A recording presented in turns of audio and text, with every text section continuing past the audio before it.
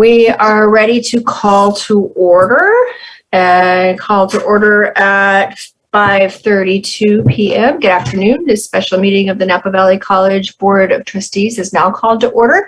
We welcome members of the public. Instructions on making public comment are posted in item 1 on the agenda, and we will ask at each item if there is public comment. Catherine, can you please do roll call?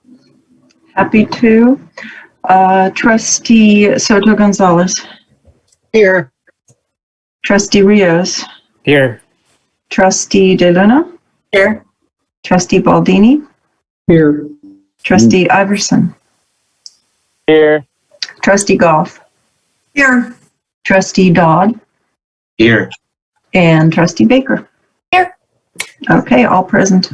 All right then. So then we can, unless anyone has any changes, we're going to adopt the agenda by consensus.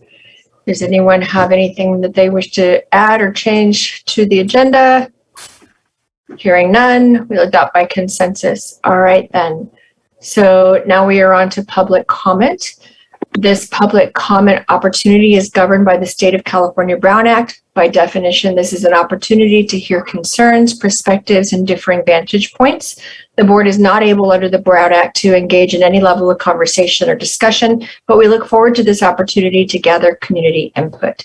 At this time, the Board of Trustees will devote up to 15 minutes to review comment to the Board of Trustees regarding any subject not appearing as an agenda item for this meeting, but over which the board has jurisdiction.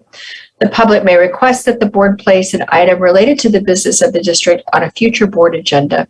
No action or discussion will occur at this time on such items. Each comment shall last no longer than 3 minutes. I know we have one item that was shared ahead of time that I'm going to read out. Trustee Baker, Yes, Maria V is here, Maria V. Gomez, if she would like to. Would you like to read it, Maria? Where is she? She was here. Let me look. I just let her in a minute ago. She's there. Oh, she's muted. There she is. Let me ask her to unmute.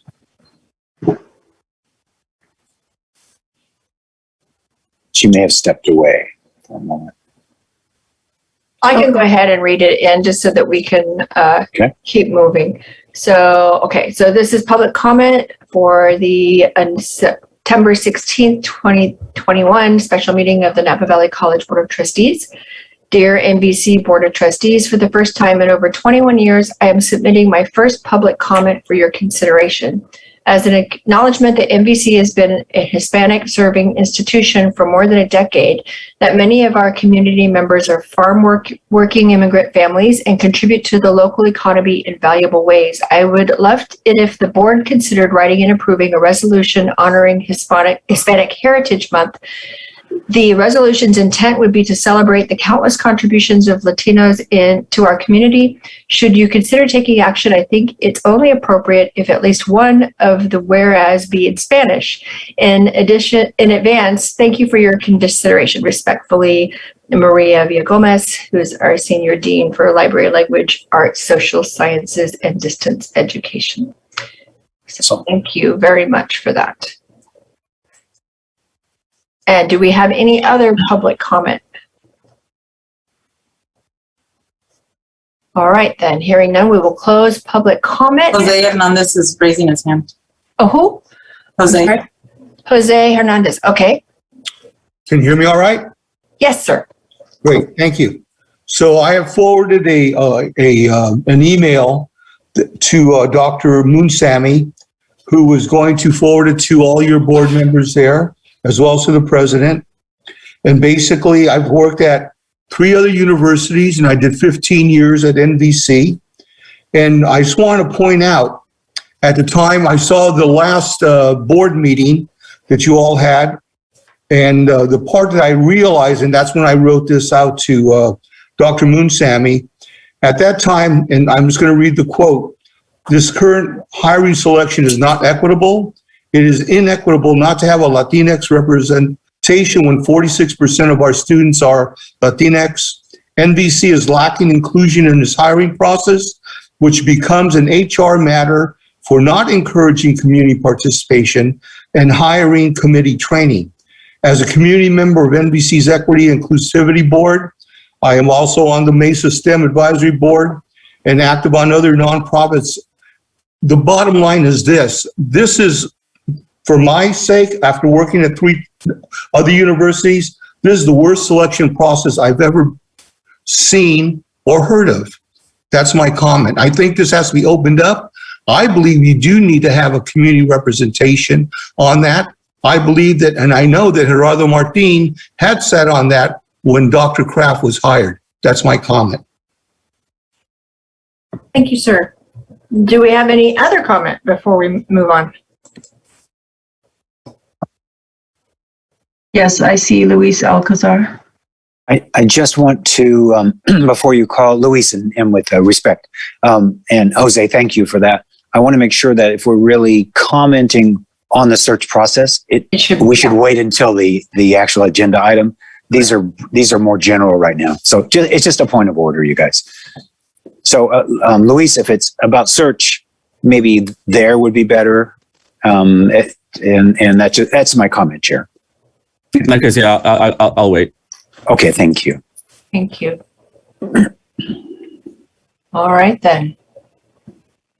Unless we have any other comments about things that are not on the agenda, then we will move forward and to our one and only item on our agenda, which is to discuss the superintendent president search process and get everybody hopefully on the same page. And we posted a number of documents that we are going to be reviewing this evening. We don't have any actions to take this evening because this is just one step in a multi-part process to wait, the train has not left the station. We're still loading the train. So this is us getting the cars in line. And so I want to make certain that everybody's aware of the fact that all of these things are still in draft and tentative. Our aim is to have these things approved formally at our next regular board meeting, which is October 14th. But so we'll be doing a fair amount of work between now and then. But right now, this is our opportunity as the full board to take a look at these documents. And also we will have some opportunity for some public comment as well. So I not quite certain, I didn't think about how we were going to start this. I think since there's been a lot of discussion about the committee composition, I did just want to maybe start there. And just to let everyone know kind of some of the changes that have already been made and that we have been taking into account after discussing with the constituent leaders. We had a meeting with the constituent leaders last week that was very helpful, very informative, and gave us a lot to think about in terms of how we wanted to move forward with all of this. And one of the things that we heard was a lot of the reasoning behind what the changes that they were suggesting for the committee composition. I should also say that in terms of who is on the committee, the individuals who've been put forward to be on the committee, with the exception of the 3 individuals from the board, all of those people's names came to us from the constituent leaders.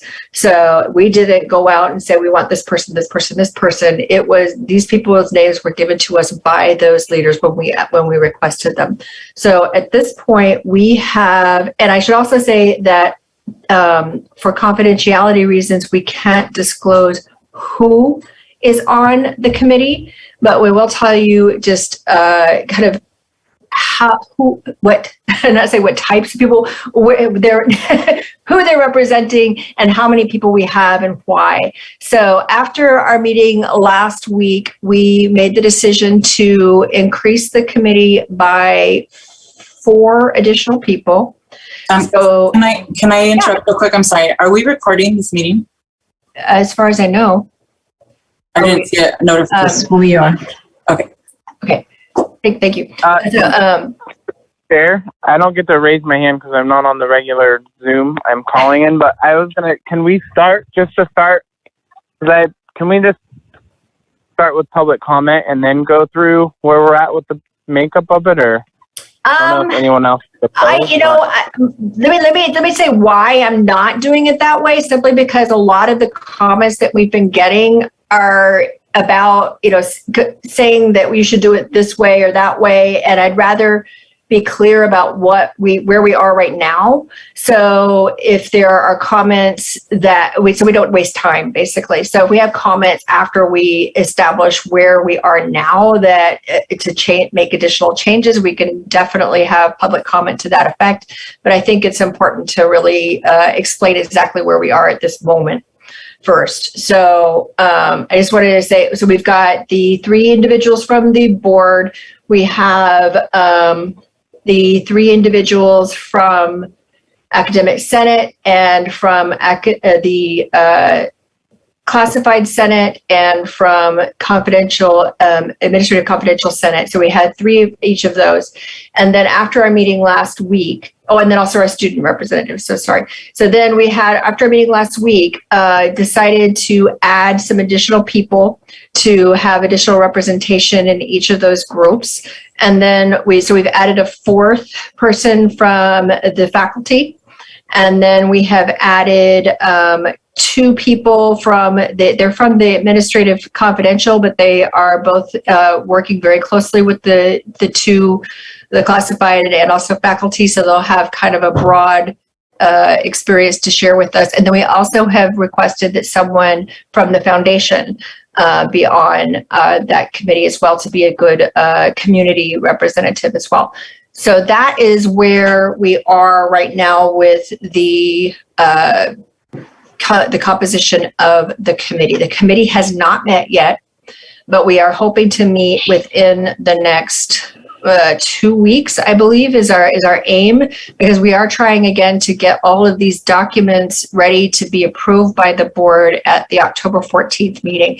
So between now and then, what will be happening is we're going to be looking at them tonight. We're going to make suggestions, changes as needed from our perspective. At that point, it's going to go back to the constituent leaders for additional input and review. And then from there, it will be going to the hiring committee. So that'll be the first time the hiring committee actually sees any of this and it will actually probably be our first meeting. And then at that point, once the hiring committee has looked at it and made their recommendations, it will come back to the full board for the October 14th meeting to approve. And that is at that point, that's what I'm seeing in my mind. That's when the train is actually chugging, because at this point we're still getting everything loaded up.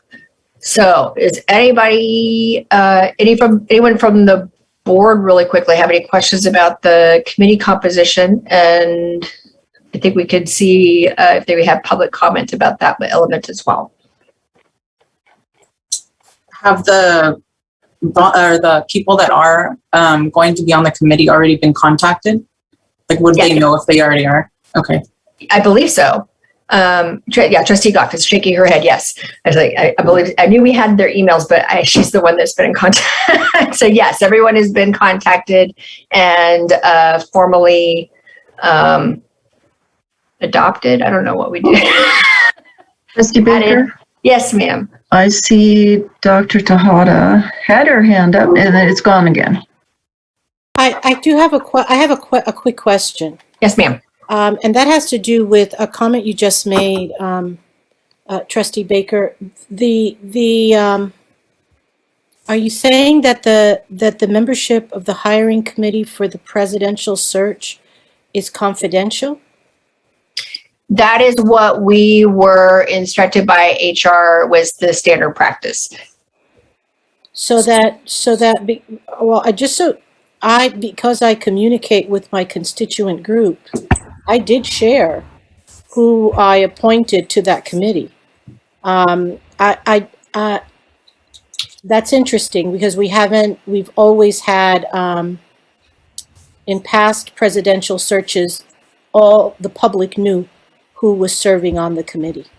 So that seems to be a change in our process. But I just want you to know, at least on the Academic Senate side of the House, folks know who's on the committee because I share those usually public. That's usually a public knowledge who is sitting on a hiring committee. And I'm, honestly, we are at this point, that decision was made at under the advice of HR. I don't know if maybe the consultants from PPL, if they have any comment on that and whether it is something that is typically shared when other colleges do this, because the reasoning behind it was simply so that people who are on the kind of like a jury, I suppose, so you don't end up being people sending you emails and things that you want to stay focused, and then I don't know if like a jury, if we would tell everybody after the fact. Probably not. I think if we're going to be confidential, we'll be confidential all the way through. But I don't know if anybody from HR or from PPL wants to pipe in and give us their 2 cents on whether or not that is something we can share. Dr. Griffin is here and he can explain. Dr. Griffin? Well, it's common practice for the people on the committee to be listed by constituent representation rather by name. And that's primarily for external purposes. As Trustee Baker was saying, you don't want people calling and lobbying people on the committee, individual members of the committee, asking for information about the process. It goes either way. I said that's common practice. There are practices where people don't list anything, and there are practices where people list everything. So it really just a matter of the past practice of the district. But you do want to avoid individuals being contacted regarding the position and being asked questions and hopefully responding in a way that jeopardizes the status of the search. Mm-hmm. Mm-hmm. So I think we were just kind of erring on the side of keeping things confidential, but it's hard to know, like past practices. It's been 10 years. So every time we say past practice, we're talking about something that happened over a decade ago. So I'm not really.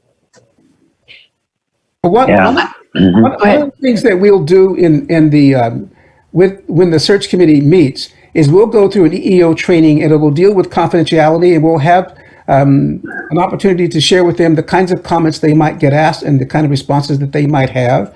And so in terms of doing that, and so if in fact people are contacted, they've got some sense about what they should or should not say, we want to protect this process as much as possible and not have someone make any allegations that would undermine the process itself. So maybe go ahead. My question is, if it's an open and transparent process, why are we worried about confidentiality? And if these people are being selected to share their views, it's because they're an important representative of the community or the constituent groups. So I'm just wondering if something had come up already. And also another question would be, how have we done our more recent vice presidential searches? Is that been a confidential process as well, or is this going to be a new process? I think perhaps I'll explain what I meant by confidential, and that has nothing to do with the individual representatives on the committee. You're absolutely right, Trustee DeLuna. They have the right to represent the committee and represent their constituent group, serve on the search committee and represent the constituent group.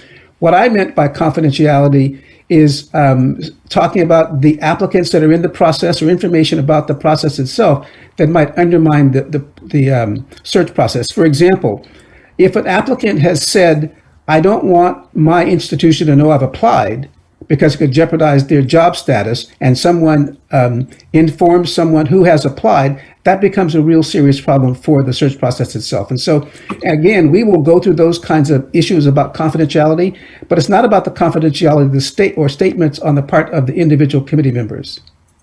Right. I think what I'm looking at is that you guys are saying it has to be that the members of the group has to be confidential. I'm not saying that. I'm saying that. Oh, I think that's what Jennifer said, that we can't know who the members of the group, of the constituent groups are. That was what we were. That's what we were advised by our local HR and we were told that that was the local practice. If I'm stating that incorrectly, it makes no difference to me whatsoever. Everybody knows I'm in it, but and it may be something that we decide after the first meeting. And I see Dr. Tejada has her hand raised. I want to be really clear here. We have I think that it would go a long way to be as transparent as possible in this process. Never in the history, and I've been here now for 29 years at this institution, and I've served on several presidential hiring committees and several VP committees, hiring committees. It has never been that the constituent groups or the public do not know who's serving on the committee. Those folks are that's always public knowledge. And of course, we are trained and we abide by, the members of the committee abide by the confidentiality rules that are imposed once the committee meets and the search gets underway. But to use anonymity of the actual committee, who's on the committee, gives this search kind of like a star chamber feel. And I got to tell you that in terms of levels of trust right now, we're not experiencing the level of trust that I'm hoping we can achieve as this process continues. It would go a long way to alleviate some of the tensions that folks have around how this search is happening, to release the names of the hiring committee. And of course, and we're all veterans, as far as I can tell. We've all served on other executive hiring committees, and we know what the rules are. So I want us to be really careful. That is not a practice that has ever been done on this campus, ever. Dr. McCarthy's hire, Dr. Berry's hire, the interim folks that we've had, and even Dr. Kraft's hire, we all knew who was serving on that committee. We knew the composition of the committee. So I'm just relating that has not been past practice at our campus at all. Well, I'm not going to make. Wait, somebody was talking. I trust you, Don. Go ahead. Sorry, I'm hearing your initial comments, and it'd be helpful to understand, I guess, what HR's concern was and just the policy reasons and why they made that recommendation. It sounded like that the recommendation was based on the fact that they didn't want outside persons to influence, perhaps, those members of those individuals that are on the hiring committee, that they would somehow, tamper, give some sort of applicant an unfair advantage, or I guess that's what I'm thinking of maybe in my head. But it seems to me that could, if that was the one, only concern, and if there really weren't any others, I saw that there was, confidentiality agreements. Each member of the committee, has to sign a, confidentiality. I think effectively kind of a non-disclosure type of agreement. It seems, that would alleviate that concern about, confidentiality, as long as those members of the committee, perhaps there already is some sort of understanding that all those communications are kept confidential, of course. But if that is, I guess if that's the basis, I think the practicalities of it, everyone keeping that information confidentiality, doesn't seem to be any issue to have the names of the members public. But I just don't know, I guess, if there were any other additional concerns that HR had. So. No, I honestly don't know the answer to that question. I see Dr. Kraft has his hand up. I was gonna. Well, sorry, you go, Kyle, and then I'll go. I kind of am on the same page with Trustee Dodd, and I feel like I don't see an issue with it. And if it is best practices in the past, I think that's what tonight is kind of for, is to review the process, make sure that it is, to today's standards, and I don't have an issue with it. So just, I'm supporting that. But if HR has another issue with it, and we don't know now, maybe that's what you're going to say, Dr. Kraft, but I don't have an issue making it. A little bit. I don't know. Charo had to step away. She had another meeting and she'll be back to this one. So I saw a little chat from her when she left. I would say Robert described it pretty well. I mean, if you were to look at the open searches in the state right now, you're going to find a mix. I mean, some really have listed by constituent, academic senate for, that kind of a thing. Others have the names of people listed. I think it's very open for the board to really think about this. It is an issue now because it's an issue now. And it's being raised here. I'm hearing language that is probably not completely fair in its description, but I think it's honestly felt. So, I think the board really may have to think about it a little bit. This goes to Robert's point of training the folks. There is severe disciplinary issues here for people who break, and severe district issues for, as we all know, for violation of this. Candidates sue. Not even for good reason. But so there is a basis of HR issue here. I think it's open to the board. I would say that just finally, it may be something that the train has already left the station. I think, as Eileen, innocently and indirectly, indicated she's already released the names of her folks. We're kind of halfway there, maybe already. So for what it means, I'm not sure that I gave any definitive. I just wanted to share that perspective, at least with you as a board. Right. And I think in that respect, it's actually the horses have left the barn. But anyway, I'm going to let's see, Trustee Goff has a comment, and then hopefully we can move off of this into some of these other issues. And you're muted again. There you go. Well, we may not be able to leave off after you hear what I have to say. Okay. Just based on emails and things that I've gotten, it's very clear that several members of the community are assuming things that aren't true because they don't have information. So it would be my recommendation to go ahead and read the list of names on the committee. Again, as you said, Chair Baker, just about everyone on this committee was appointed by the president of their Senate. So the three trustees serving on the hiring committee did not go out and choose these members. These were put forth by the constituent leaders, which I think is really appropriate. I'm glad they did. And I think they did a good job of putting forth people who are not only experienced, but also represent a very wide array of perspectives. So I am really confident with the names I'm seeing on this committee, and I don't have a problem releasing it. Again, I think you and I were going on the idea that HR said this isn't what we do. Well, now we're hearing something different. So I feel like, given what Dr. Griffin said tonight and given the comments, I would like to be able to disclose the committee members before we leave here tonight. All right. Okay. And Trustee Raphael, you have your hand up? Yes, I do. I want to also comment that I'm sure, I don't know what HR's reasoning for this is, but it doesn't sound like it's a legal requirement.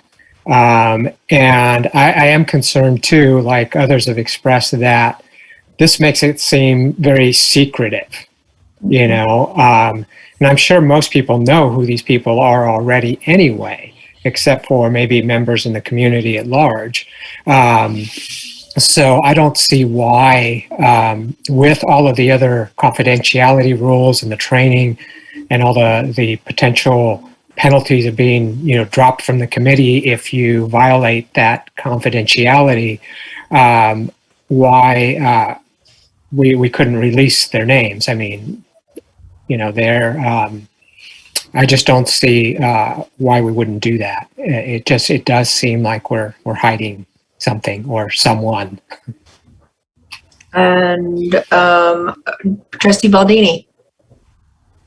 I would agree, having also gone through the process to release the names and trust the process, trust the training, trust the individuals with the responsibility of making the appropriate and best selection. Thank you. Dr. Griffin? Luis had his hand up first. I don't want to. Well, I want to, since he's public, I was going to let him go last. My comment is a compromise, and that is, you can release the names internally, but not post them on the website. You can post constituent representative groups on the website. And so people understand who's on the website. Sometimes it matters to them about who's on the committee, but it doesn't have to be by name. So that's one option I've seen districts use. The names internally are not held back. People know internally, and they can be shared with the community, but they're not posted for people who are filing an application. Okay. That makes sense. All right, then. Michael, did you have another question, or is that just your hand is still up? I'm going to assume he's already said his piece. Luis, sir. Yes, thank you. So the comment I have is also, I have a different comment about some of the drafts here, but the comment on this topic is that I really hope that student affairs is well represented on this committee. And two, I hope that the racial and gender backgrounds of our students are reflected on this committee as well, are the two comments I wanted to make. As a student affairs professional myself, I feel that we're typically left out. And so until I see those names, I won't know, but I just want to make sure that I made that comment. Thank you.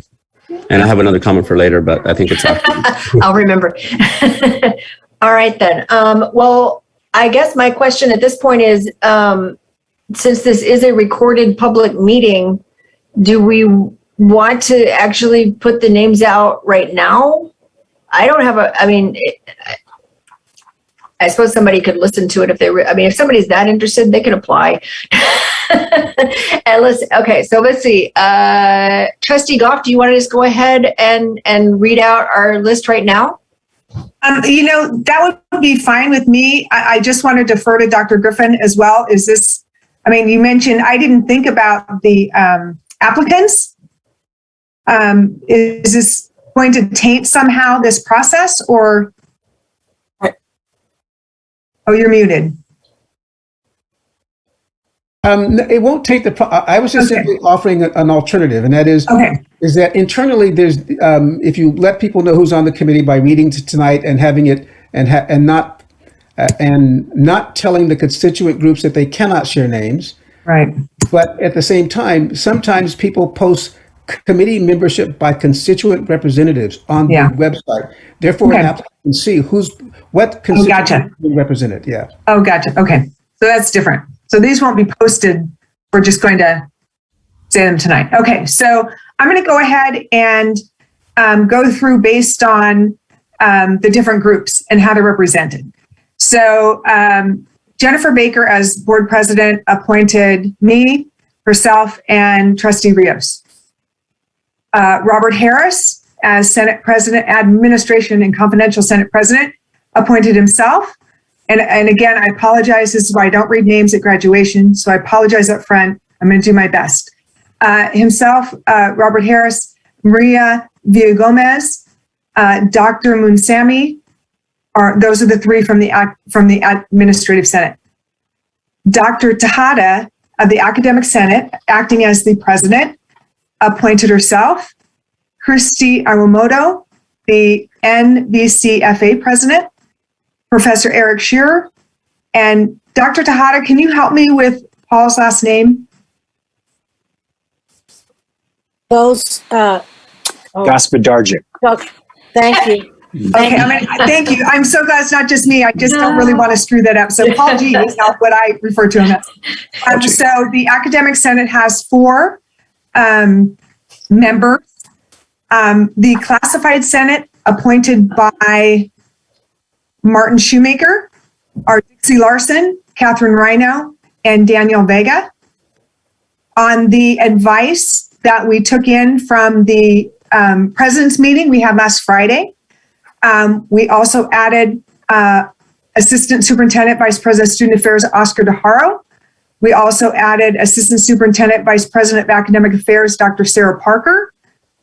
We also added a foundation board member, Malcolm DeSayas.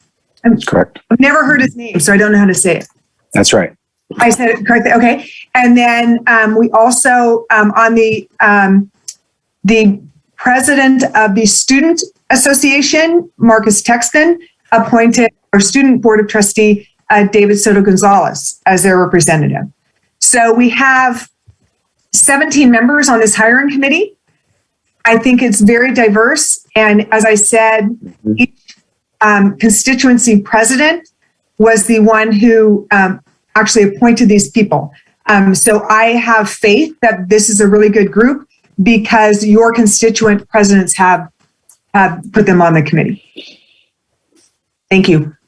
Thank you. All right then.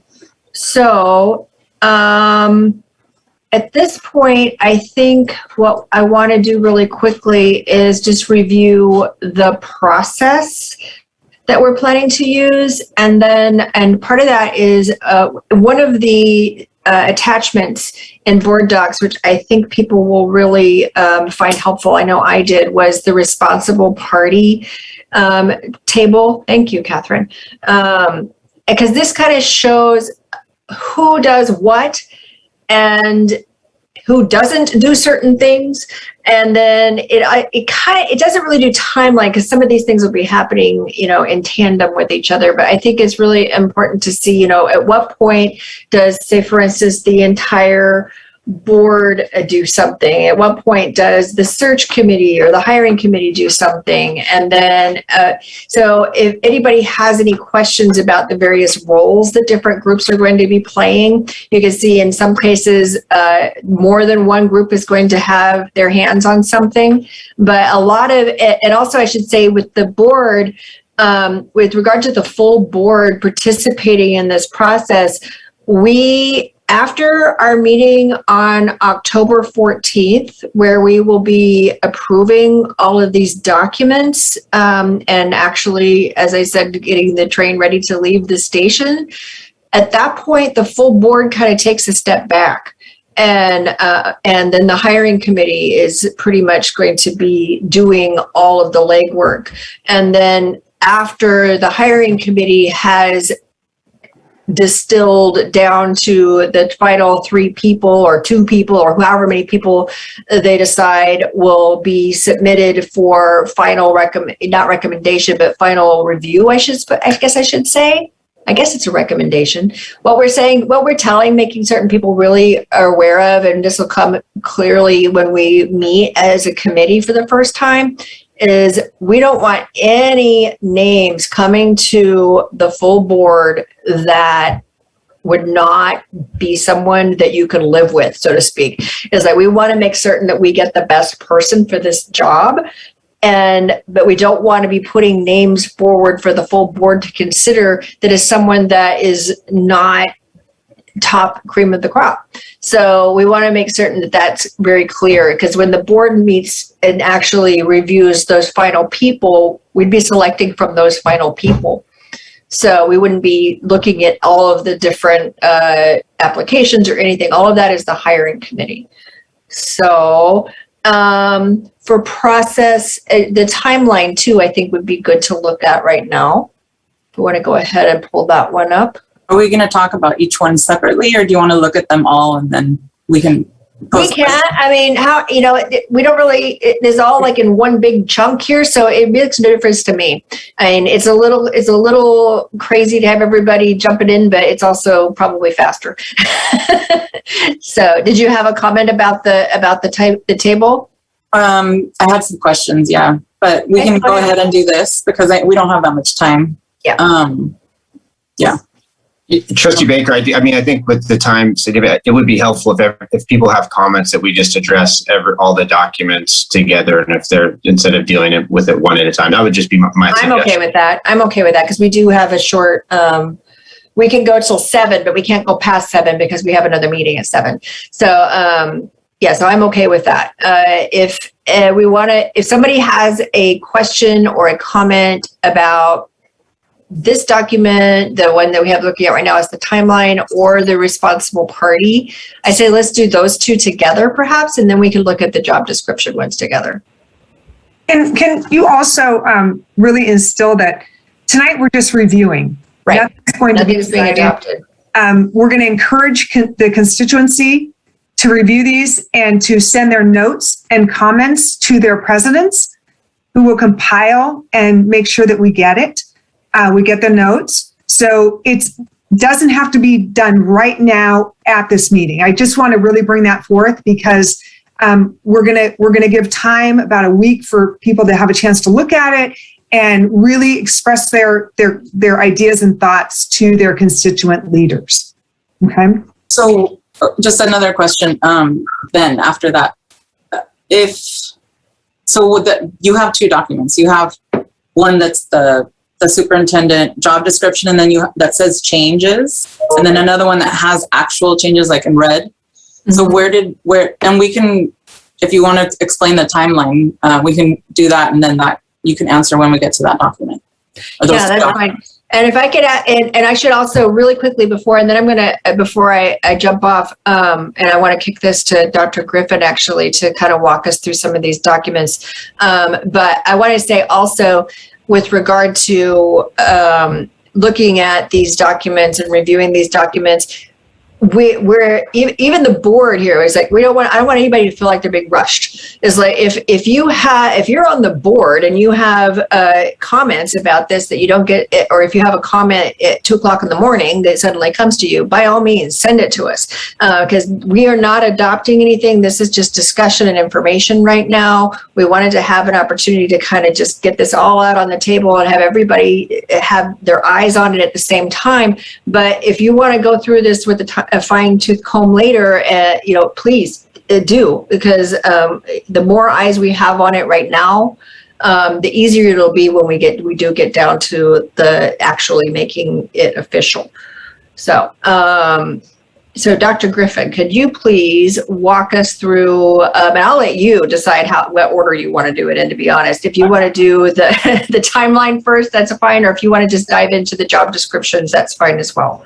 Well, on the timeline, if we could go back to that timeline, please. It's just a tentative timeline. What can change is once you as a board make a determination about at what date do you want the new superintendent to start, then we adjust the timeline to fit that date. The elements within the timeline might stay the same. Some of this will go away because we're doing some of this now. But it is your timeline. This is just an example of a timeline for March, with a March start date. If you decide the start date will be different, then Pam and I will work on that, and then we will adjust it to meet your whatever date you decide is the start date. Okay.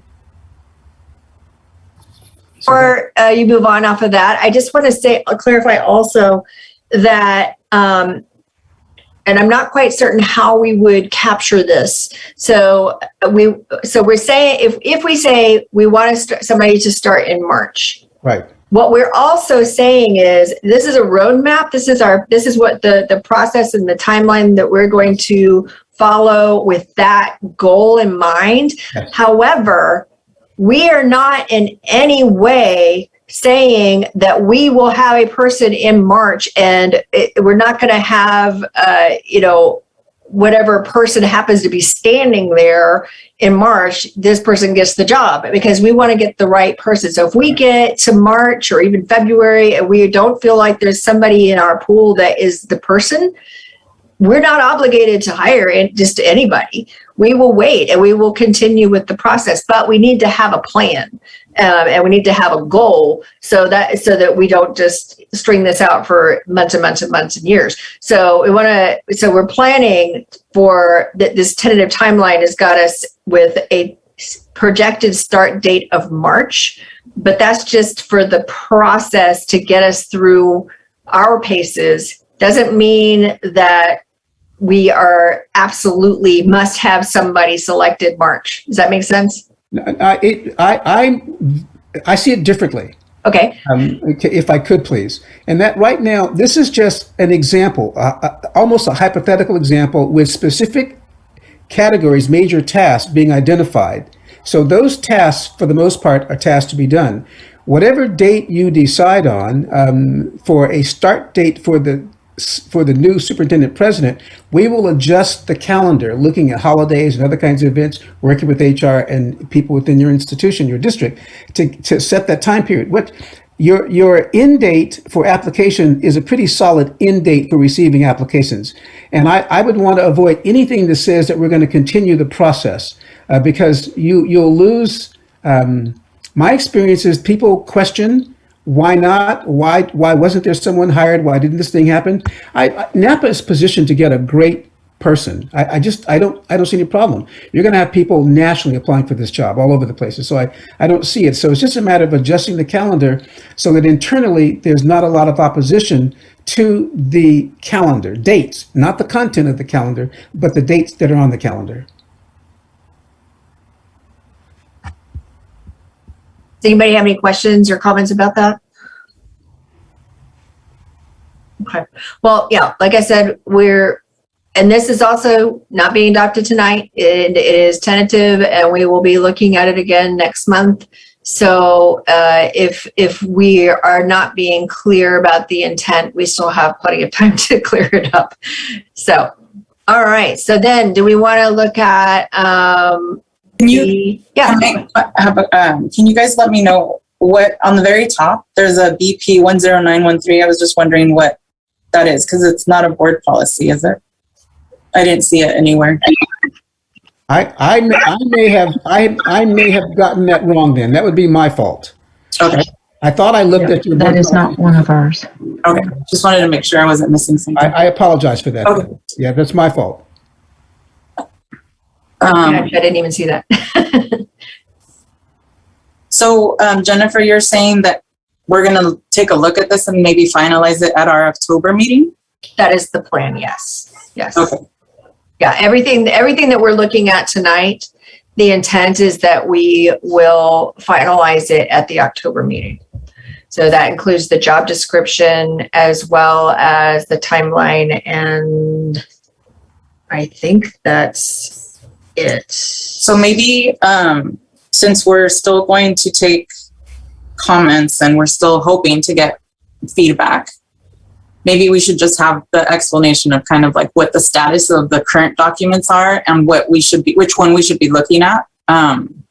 Because there are two of the job descriptions and then weren't there two? Oh, and then the announcement as well.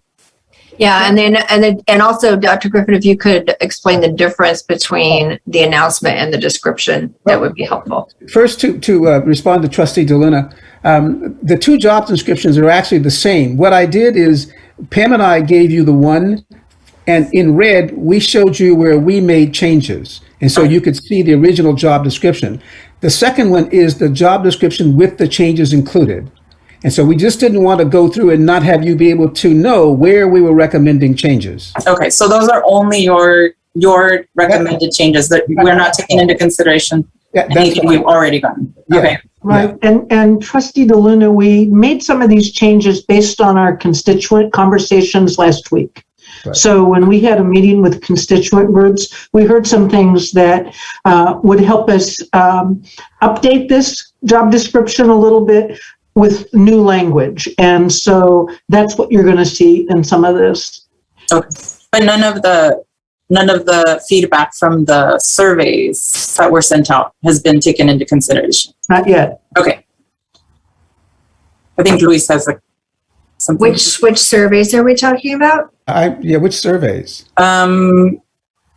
Trustee Goff sent out a request for feedback or something. Oh, yes, actually. So the answer to that question is actually this does take that into account. It does. Yes, it does. Because okay. Yeah, because what happened was on Friday, Trustee Goff and I was there, and Dr. Griffith and Ms. Walker were there, and we met with the constituent presidents to review what they had collected. And so they sent out, Beth sent out not even a survey, but just these are the questions that we want to what your input on. And then we left it to the constituent presidents to determine how they were going to collect that information. And then they collated it and then brought it to us. It was submitted in writing as well, so that it could be, and we discussed it last week with them for about an hour and a half, I think. And so I guess what this in the red is some of that, I don't think all of it, but some of that came from that meeting. That constituent meeting. Sorry, I misunderstood how I said that. I see Luis has his hand up again. Yes, just because I also provided some feedback, but I don't see it well represented. I definitely ask and highly encourage the board to consider putting in the minimum qualifications that the next president have demonstrated experience in equity-minded practices, and a good understanding in equity-minded practices. So I think, or somewhere along those lines, qualifications overall. Hold on, I'm not done. So there's no mention of equity in the qualifications. I know it's mentioned elsewhere. However, I know that the ratings are based on minimum qualifications and desirable qualifications. So I highly encourage you all to place equity mindedness in the minimum qualifications. Thank you.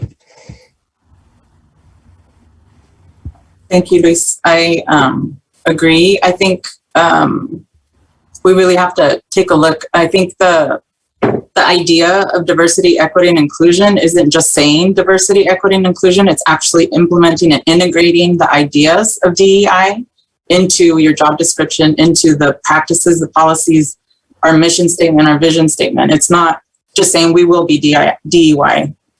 So I really hope that we can make changes that will represent that, because as we said, we do need somebody that can come in and be our DEI champion and take us to where we need to be as far as inclusion and equity. Do we even have minimum qualifications on this document? Yes, it is. Why am I missing it? It's in the position announcement. In the announcement. Okay. Not in the job description. It's the position announcement. Okay. Yeah. It's at the bottom. Those qualifications. Does it need to be in the description as well, or does that?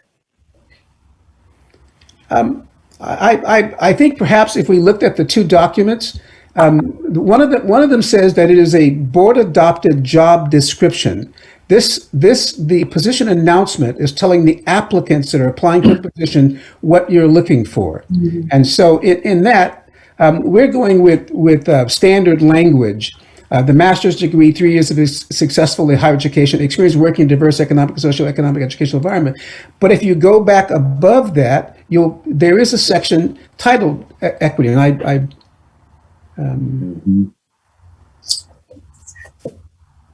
Yes, but however, I mentioned that it needs to be in the requirements. You could mention all you want above, but if it's not in the requirements, in the minimum qualifications, sir, you don't need to have that to be hired.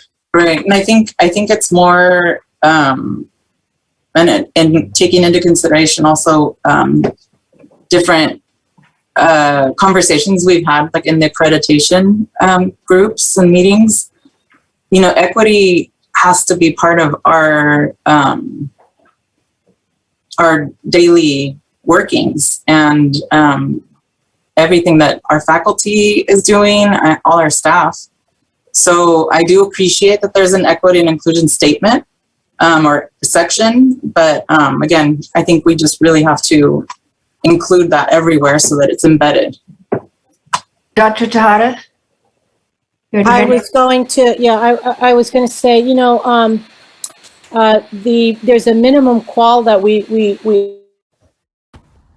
It doesn't get folded in, and it has to do with diversity, equity, and inclusion. And so I also would like to see it embedded throughout the announcement, and also as part of the minimum qualifications, not in the desirables, in the minimum qualifications for the position. I think that our institution absolutely needs a leader that is competent in this area.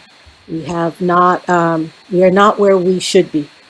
And so we do need somebody that will actually take us to that next level. So thank you. I really appreciate the advocacy for this.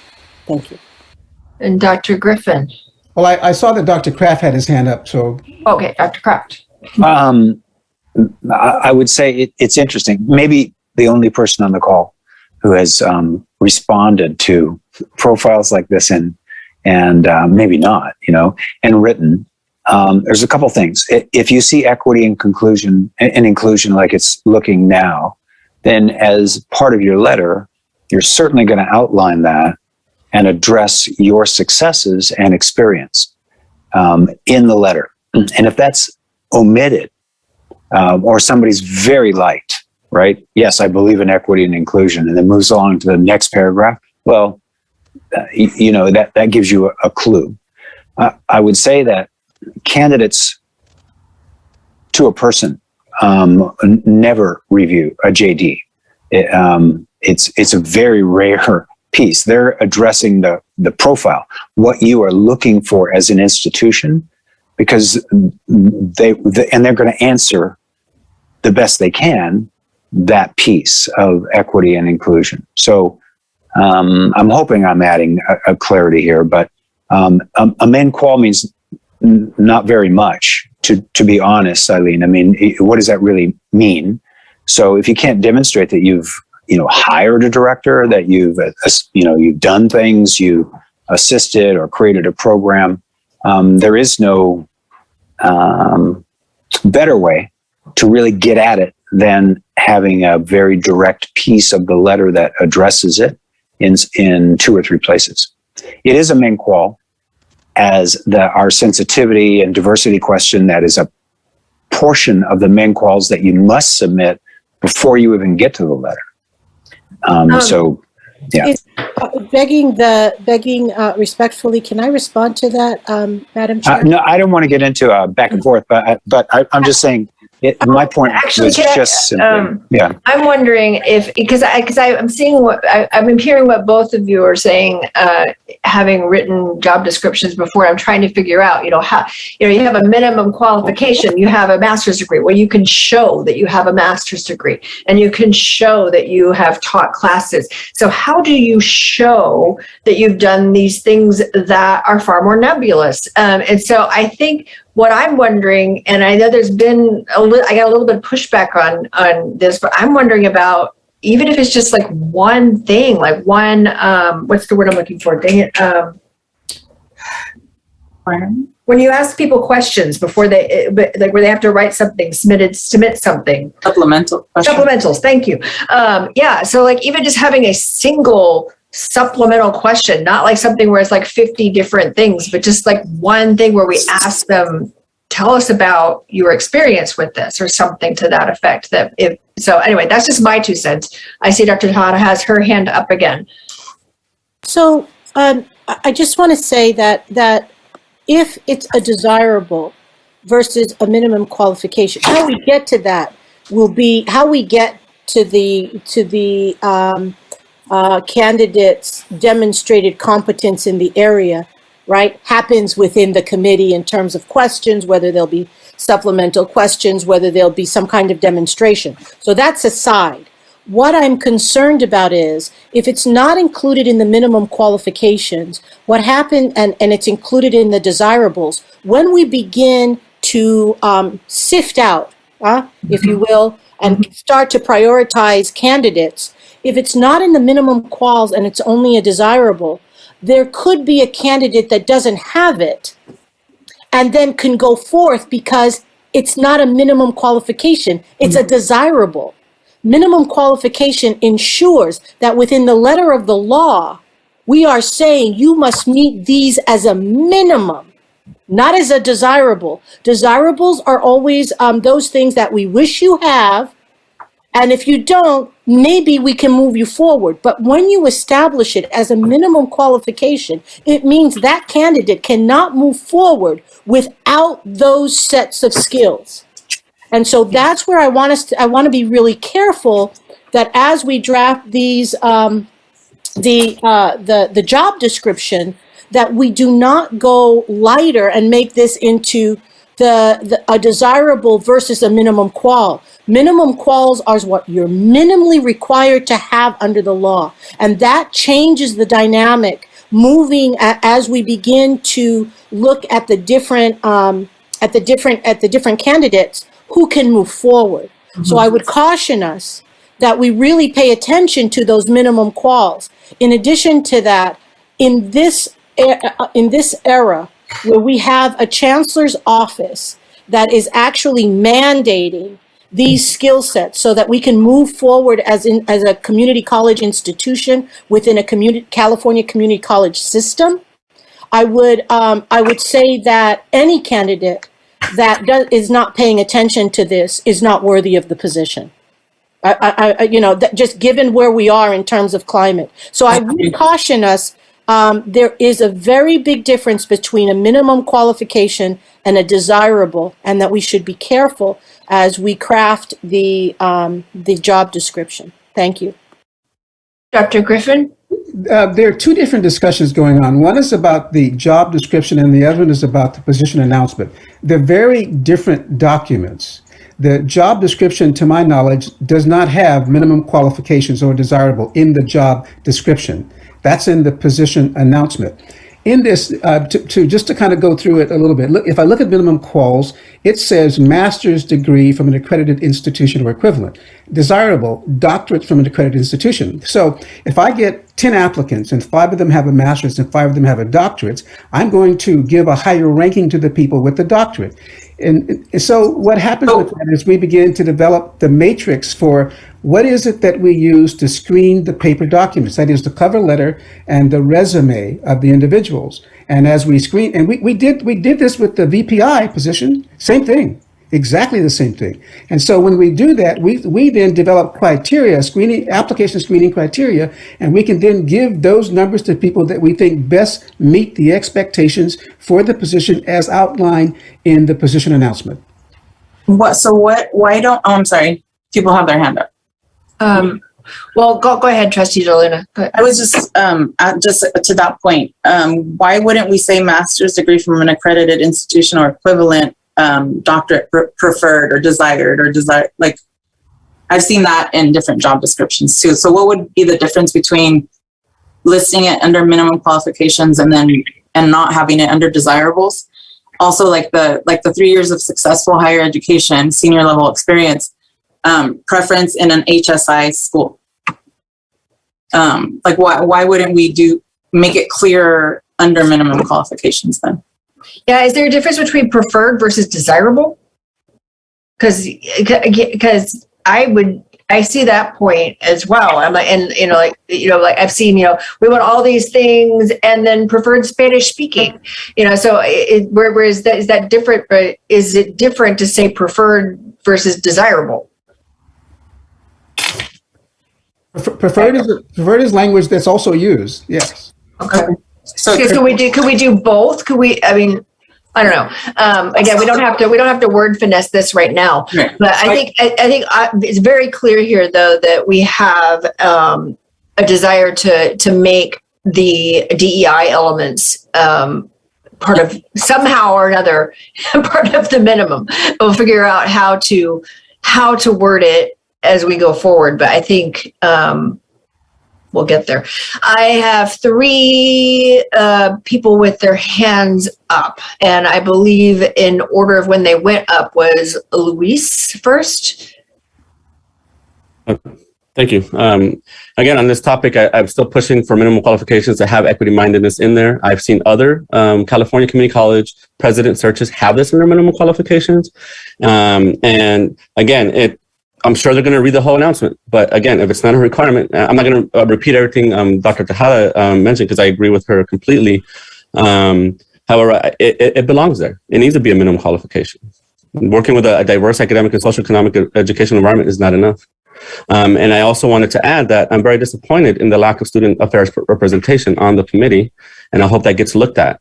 And as an HSI with 45% or more Latinx student population, we should also have a 45% Latinx representation on the committee. And from hearing the names, I don't believe that is the case. So I also wanted to mention that. Thank you.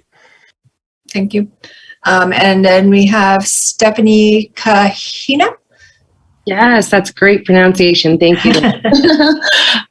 So hi, my name is Stephanie Kahina, and I'm from the Napa County Latinx Democratic Club. And I just wanted to add my voice to this discussion. Thank you again for making this information public and for opening this time for us to provide input on these different documents. In terms of the conversation about making DEI a minimum qualification, I honestly don't see how it would hurt the hiring process in including that as a minimum qualification. I only see it adding to it and making it a better process. So if you're weighing whether or not to do it or not, honestly, like, I don't see how it would hurt the process. So just go with it. And then the next piece of it, some standard boilerplate language that oftentimes helps cement the institution's desire, any hiring institution's desire of diversity, equity, inclusion, that often gets, it's boilerplate language now, because now all different institutions are doing this, where they say women, people of color, and LGBTQ individuals are hardly encouraged to apply.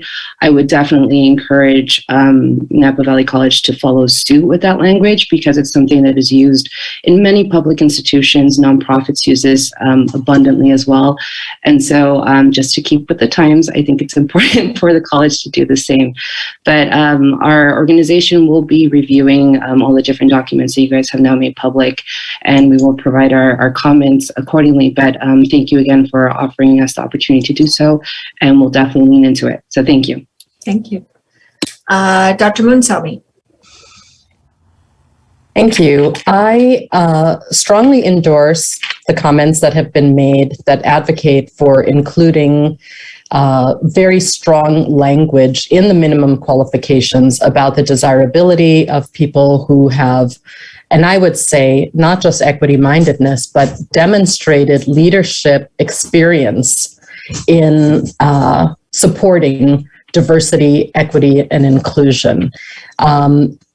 Regarding the two different documents, I think that there should be a lot of consistency between the two of them, because what gets circulated in different contexts through different professional organizations, et cetera, they may not be the same document. And so I don't see the value in having one document that has one set of criteria and then another document that in which that isn't reflected to the same degree.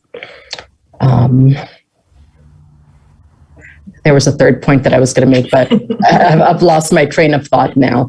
But anyway, I think what's really important is, the other thing I was going to say is that these documents are a reflection of our institution as well. So potential candidates are looking at this, and even the way that these recruiting documents are worded gives an indication of the institution that is behind the creation of these documents. So if we are not having very strong language that is advocating for people who have not just experience working with diverse communities, but people that have demonstrated experience leading efforts to diversify institutions, leading efforts to transform the institutional structure to be more inclusive.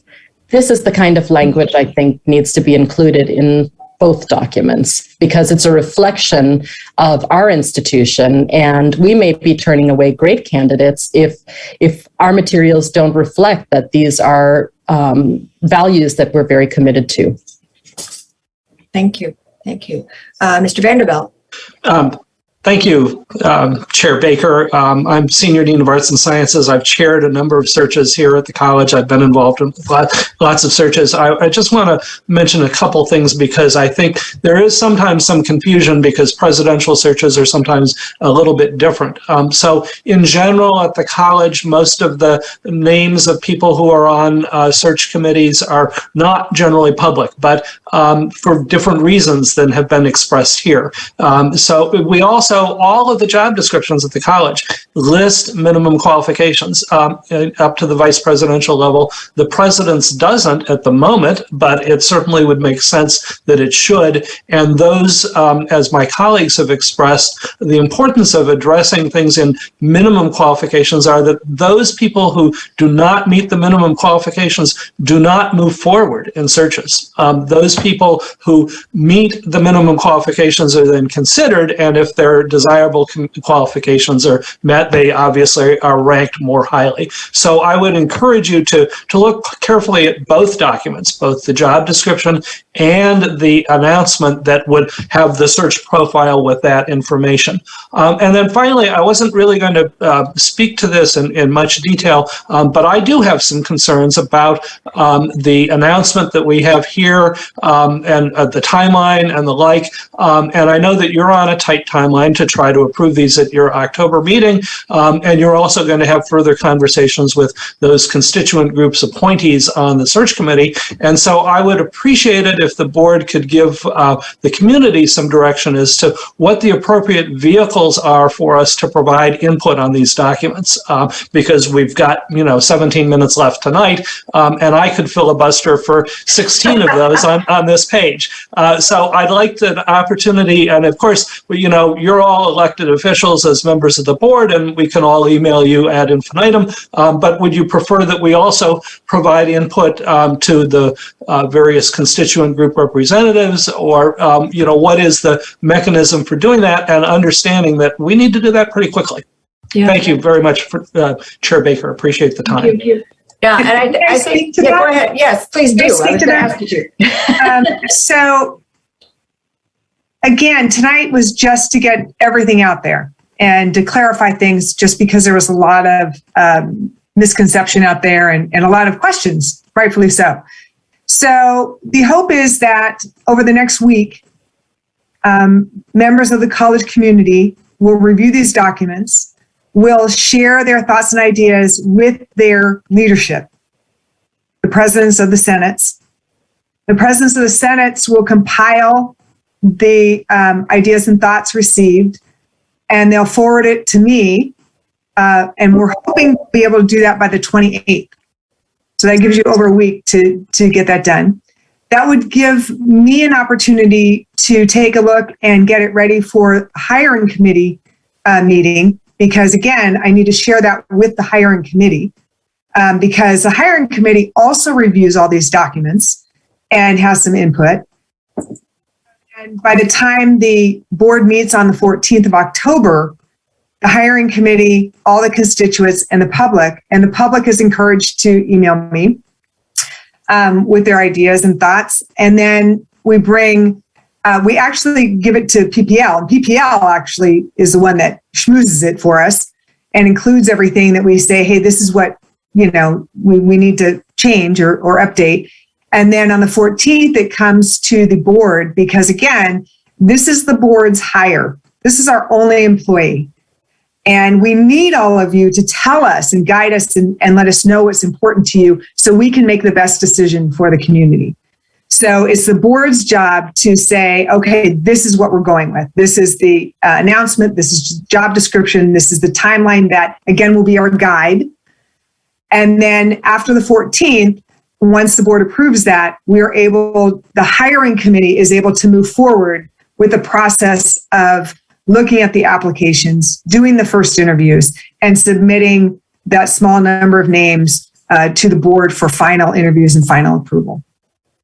Thank you for the response. And if I could Trustee Baker, if I could just also make one additional point. We keep talking about this committee as the hiring committee, but it is the board that is the hiring committee. The committee that we're talking about is a search committee, and they're or sometimes referred to as a screening committee. But ultimately, you all are the hiring authority here and making the ultimate decision. And so I would hope that we might not talk about this body, this committee as a hiring committee, because that's not really their function. It is your job to do that, and I think we all respect that in this process. Thank you for that clarification. I appreciate it. Thank you. Yes, thank you, Bob. Amanda Badgett. Hi, thank you for letting me speak, Trustee Baker. I appreciate I'm going to have an opportunity to share this input with my Senate President, but I thought, I'm in here.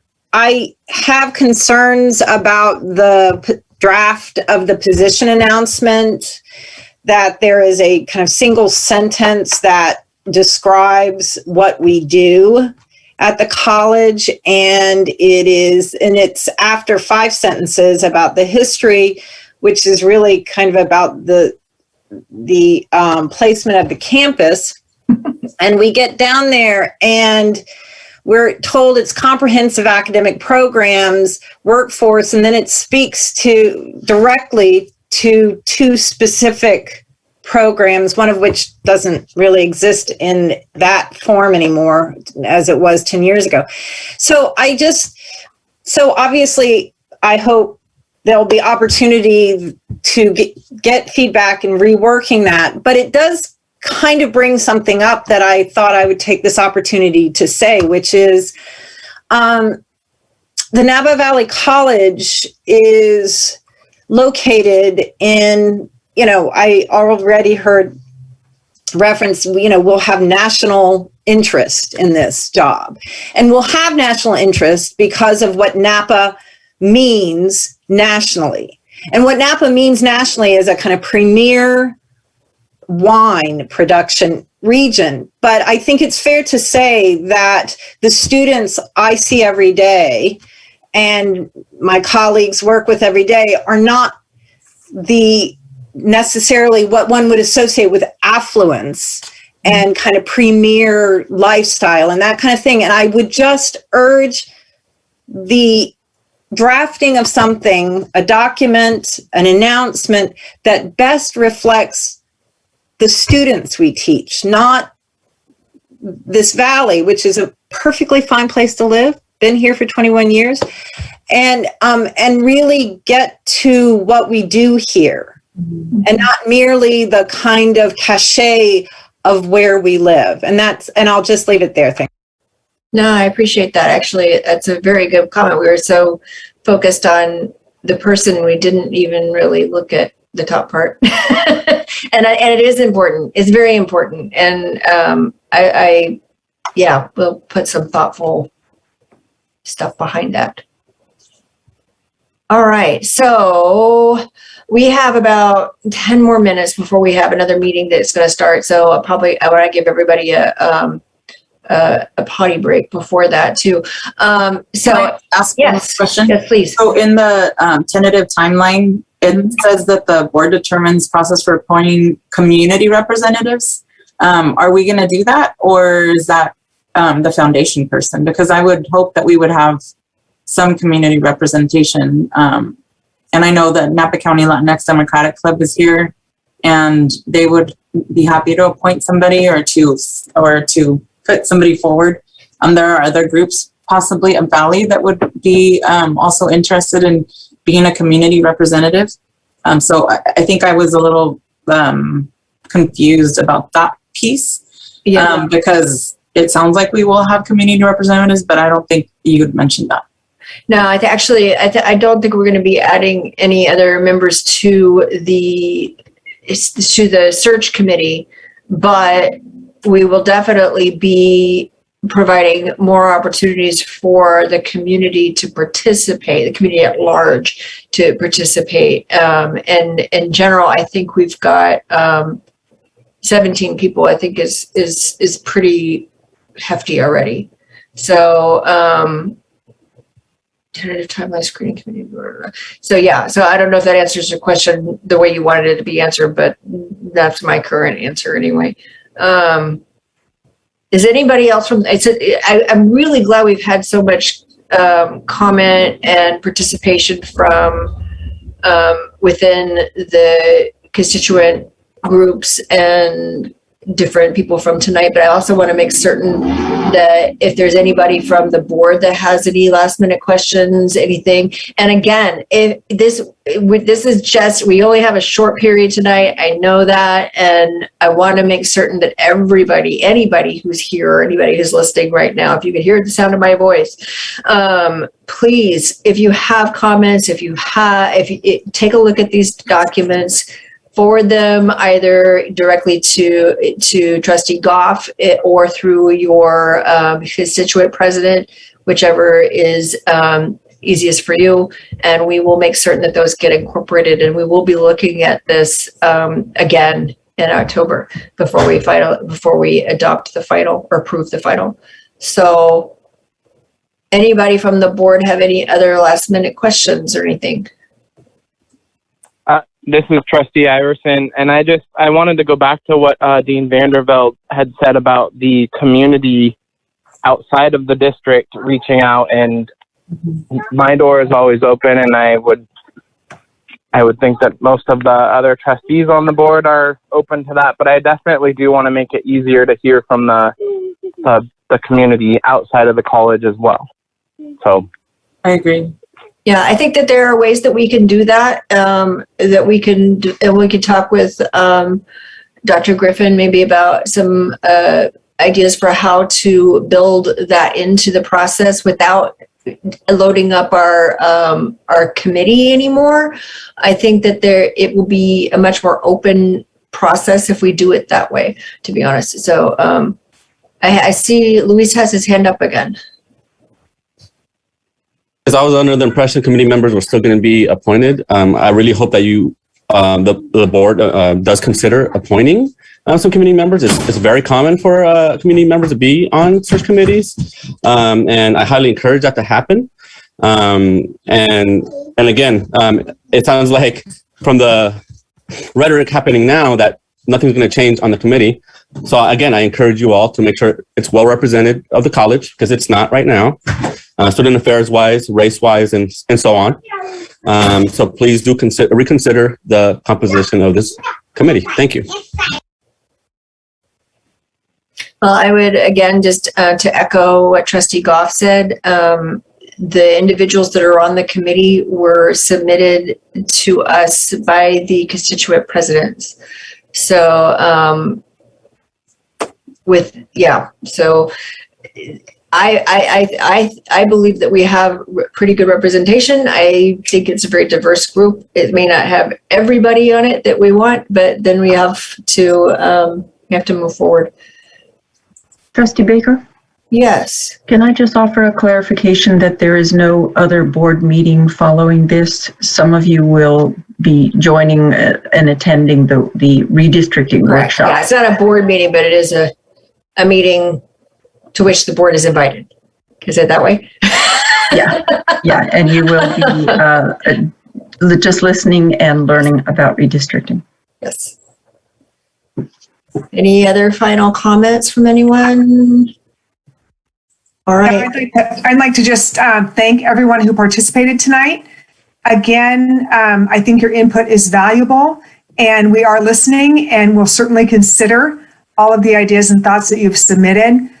We'll try our best to incorporate as many as we can in order to find the best person for this job. So thank you again. Thank you very much. All right. Well, that went fast. All right. Well, in that case, I am going to adjourn our meeting, and we will see everyone back here October 14th, our regular meeting. Thank you very much. Okay, bye. Yep. Adjourning at 6:56. It's 4 o'clock here. Hopefully that's PM.